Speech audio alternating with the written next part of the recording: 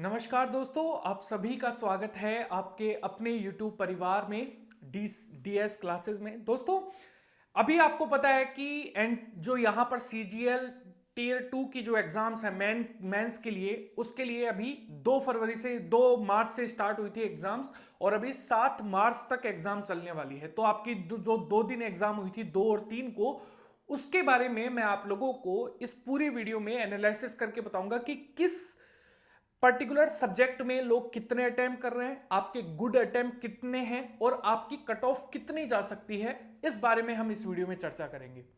दोस्तों, अगर आप इस चैनल पर नए हैं, अगर आप चाहते हैं कि ऐसे ही वीडियोस आप लोगों के लिए मिलते रहें, तो आप चैनल को सब्सक्राइब कर लीजिएगा, इस वीडियो को लाइक जरूर कीजिएगा। इस चैनल पर आप लोगों को आने वाले दिनों में जीके, जीएस, कंप्यूटर, इन सभी के लिए 10-10 घंटे की महामैराथन क्लासेस आप लोगों को देखने को मिलेंगी आने वाले। जब क्योंकि आपको पता है कि जो एसएससी है उसने अपना कैलेंडर जारी कर दिया है, तो उसने अभी एमटीएस, सीजीएल, बहुत सारी चीजों के अंदर एसएससी, जीडी और इन सभी के लिए आप लोगों को पता है कि उन्होंने एग्जाम जो डेट है वो बता दी है, यानी कि वैकेंसीज आने वाली हैं। और इसके लिए आप लोगों को तैयारी करना अभी से स्टार्ट कर देना चाहिए। अगर जो लोग देख रहे हैं वो तो अच्छी बात है, जिनकी अभी 6 और 7 तारीख को, यानी कि आज और कल जिनकी एग्जाम है, उसको इस वीडियो से जरूर हेल्प मिलेगी। हम पर्टिकुलरली सब्जेक्ट में भी डिस्कस करेंगे कि क्या क्या चीजें आ रही है, किस किस पोर्शन से कितनी कितनी चीजें आ रही है, इजी है, मॉडरेट है, वो सारी इस वीडियो में हम देखने वाले हैं। वीडियो को लाइक जरूर कर देना अगर आपको ये वीडियो पसंद आ रहा है, और चैनल को सब्सक्राइब करके बेल आइकन को जरूर दबा लेना। चलिए दोस्तों, सबसे पहले हम SSC CGL tier 2 exam analysis 2 और 3 मार्च के बारे में, गुड अटेम्प्ट के बारे में हम देखेंगे। दोस्तों देखो, टोटल जो क्वेश्चंस हैं वो आप सभी को पता है 150 क्वेश्चंस आप लोगों को देखने को मिल रहे हैं। और अगर हम 150 क्वेश्चंस की बात करें तो यहां पर ये जो एक गुड अटेम्प्ट का जो एक आप लोग देख रहे हैं कि गुड अटेम्प्ट कितने हैं, यहां पर लगभग 122 से लेकर 135 लोग बता रहे हैं, लेकिन एक्चुअली में गुड अटेम्प्ट कितने हैं मैं आपको बता देता हूं। लगभग 115 से लेकर और 120 या फिर 125 तक आप लोग क्वेश्चन मान सकते हैं, लेकिन ये 115 तक समेटे जा सकते हैं। आप लोग 115 अगर आप हैं तो आप एक सेफ स्कोर आप कर रहे हैं। अगर आप इससे अच्छा करेंगे, क्योंकि गुड अटेम्प्ट है, सेफ स्कोर नहीं है, सेफ स्कोर तो 115 ही है, लेकिन गुड अटेम्प्ट 120 से लेकर और 135 तक आप लोगों को देखने को मिलेगा। यानी कि अगर आप 120 से लेकर 135 तक देख रहे हैं तो आप लोग अच्छे कैटेगरी में हैं, आप लोगों के चांसेस हैं कि आप लोग एग्जाम को क्रैक कर जाए। अब सबसे पहले हम सब्जेक्ट वाइज देखेंगे। सबसे पहले हम बात करते हैं मैथ्स की, क्वांट की। देखो, क्वांट के अंदर 30 क्वेश्चंस आ रहे हैं, ये तो ऑलरेडी आप लोगों को पता है। अब 30 क्वेश्चंस में कैटेगरीज क्या क्या है। देखो, नंबर सिस्टम आप लोगों के लिए, क्योंकि नंबर सिस्टम टॉपिक भी बड़ा है तो मॉडरेट होगा ही होगा, इसके अंदर तो कोई दो राय नहीं है। देखो, एडवांस मैथ ये सारी चीजें तो देखो मॉडरेट होंगी, ये चीज 100% श्योर है। अगर हम अर्थमेटिक की बात करें तो अर्थमेटिक में मामला थोड़ा इजी आप लोग कह सकते हैं। इजी आप लोगों को देखने को मिलेगा, जैसे कि mensuration, time and work speed, और SICI, प्रॉफिट एंड लॉस, और इसके अलावा percentage, mixture and allegation, probability वाले। और ये जो क्वेश्चंस आ रहे हैं ये थोड़े से मॉडरेट लेवल के आ रहे हैं। मॉडरेट लेवल का मतलब अगर जिन्होंने अच्छी तैयारी, अच्छी प्रैक्टिस करी है वो आराम से कर जाएंगे। अब कई लोग बता रहे हैं कि 30 में से जो मैथ है वो 25 से और 28 तक अटेम्प्ट कर रहे हैं। देखो, ये तो है अटेम्प्ट करने की बात, मैं गुड अटेम्प्ट की बात कर रहा था, लेकिन क्या कट ऑफ कितनी जा सकती है। मुझे लगता है कि इसकी लगभग 25 से और 26 के बीच में ही इसके लोगों के सही हो रहे होंगे। यानी कि क्योंकि देखो, एसएससी सीजीएल टीयर 2 जो पहले एग्जाम लगता था इससे पहले, क्योंकि ये तो नए पैटर्न पर आधारित है, जो एग्जाम पहले लगता था उसके अंदर लोग 200 भी स्कोर कर लेते थे, और इसके अंदर 30 क्वेश्चन ही है। मतलब आप आराम से मानिए कि 25 से और 26 के बीच में स्कोर जो है वो लोगों का ऑलरेडी रह रहा होगा। यानी कि ये आप लोगों का इसका स्कोर कार्ड होना चाहिए। लगभग 25 से 26 क्वेश्चन आप एसएससी सीजीएल टीयर 2 के अंदर अटेम्प्ट कर रहे होंगे, मैथ्स के अंदर, क्वांट के अंदर। दूसरी बात, यहां पर इंग्लिश। देखो, जब हम हिंदी बेल्ट वाले लोगों की बात करते हैं तो इंग्लिश चाहे कितनी भी इजी आ जाए, लोगों के लिए टफ ही होती है। लेकिन एसएससी एग्जाम ऐसी एग्जाम है जहां पर लोग इंग्लिश के अंदर भी अच्छा स्कोर कर लेते हैं। उसका रीजन आप लोगों को पता है, क्योंकि पहले इंग्लिश और मैथ ही दो सब्जेक्ट थी, तो इसको लेकर लोग जो हैं वो यहां पर पढ़ते पढ़ते थे, अच्छे अच्छे लेवल पर पढ़ते थे। तो अगर हम यहां पर इंग्लिश की बात करें, क्या क्या है, देखो सबसे पहले आपको रीडिंग कॉम्प्रिहेंशन पैसेज आएंगे, 3 पैसेज आएंगे, 4 4 क्वेश्चंस आएंगे, टोटल 12 नंबर के 12 क्वेश्चंस आएंगे। और ये क्या आ रहे हैं, ये इजी आ रहे हैं। अगर आप ठीक तरीके से अगर पढ़ पा रहे हैं तो आप आराम से कर पाएंगे। स्पेलिंग, अच्छा क्लोज टेस्ट भी इसके अंदर आप ऐड कर सकते हैं, ये भी इजी है, 4 से 5 क्वेश्चन आएंगे आप लोगों को, इजी है। फिल इन द ब्लैंक्स, ये भी क्लोज टेस्ट के अंदर ही आता है। दोनों को आप एकदम मानकर चलिए कि स्पेलिंग और क्लोज टेस्ट के अंदर ज्यादा कुछ अंतर है नहीं।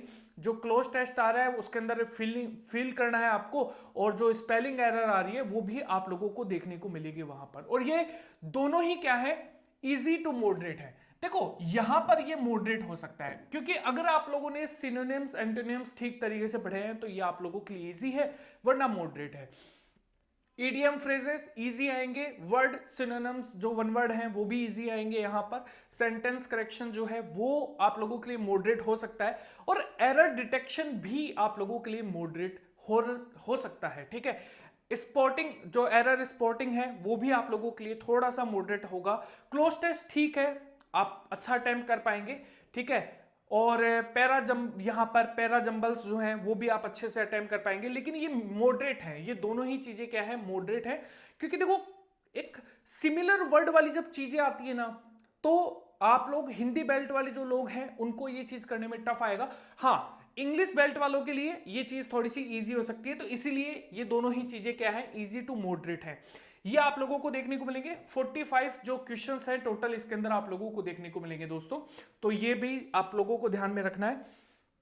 इसके अलावा अगर हम कंप्यूटर अवेयरनेस की बात करें, देखो कंप्यूटर अवेयरनेस इससे पहले इतना ज्यादा पूछा नहीं जाता था, आता ही नहीं था एक्चुअली में एसएससी के अंदर। लेकिन जब से पैटर्न चेंज हुआ है तब से ये चीजें थोड़ी सी, आप ये कह सकते हैं कि कंप्यूटर एक नया ही सब्जेक्ट आ गया है लोगों के लिए, मतलब एसएससी के लिए तो ये एकदम बिल्कुल नया सब्जेक्ट है।